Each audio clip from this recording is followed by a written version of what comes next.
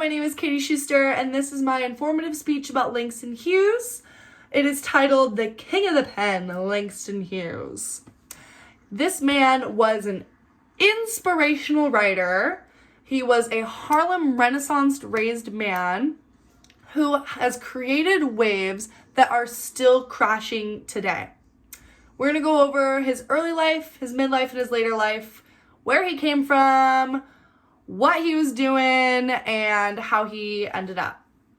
So to start off, Langston Hughes was born in 1901, and he, at a young age, his parents got divorced, which, start things off, controversial during that era, crazy. He's learning a lot already, and he ended up having to move with his grandmother, and she passed away in his teens, so then he had to move in back with his mom. And so he had all these different views from different families and growing up in different areas. He learned at a young age what it meant to be Black in the United States. Moving so much as a child, by the time he was 12 years old, he had moved to 6 different U.S. cities.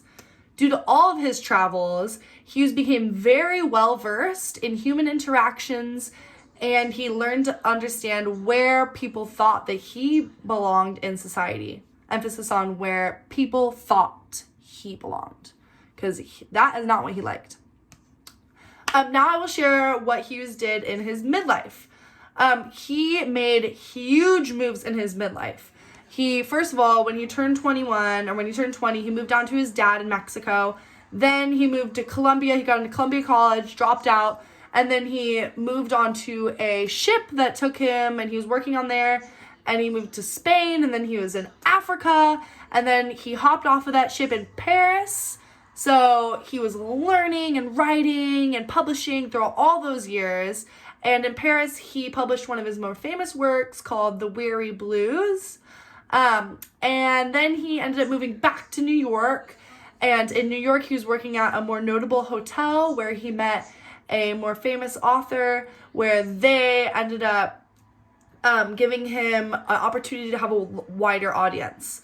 So then that gave him the opportunity to travel to different countries and lecture and do a lecture tour while he's also writing and publishing books all at the same time. Lecturing, writing, doing public speeches, and he's created also this new way to do poetry called jazz poetry. It's at a certain frequency and tempo of speech, and it really encapsulates the audience, and they just become obsessed, and he learned how to make people listen to him. So for my last point, I will talk about Hughes's later life. He, first of all, had autobiographies published about him starting when he was 40 years old. And he later became a writer on the Chicago Defender, where he created this character that portrayed the everyday life of Black men, and it encompassed a lot of racial issues with his character called Simple. And this character he morphed into a character in his plays and a character in his books, and it basically just pointed out racial issues.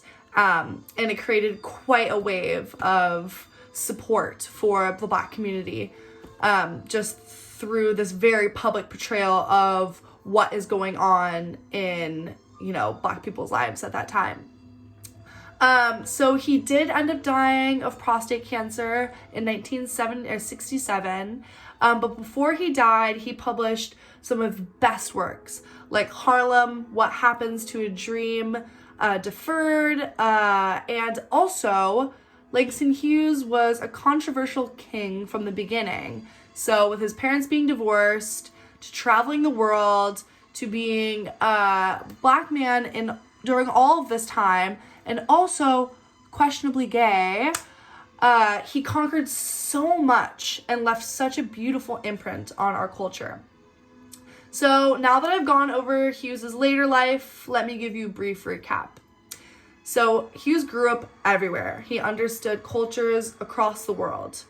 And he was a legend that didn't care what people thought and died a hero to many. I'm going to end this from a quote from one of his poems. I do not need freedom when I am dead.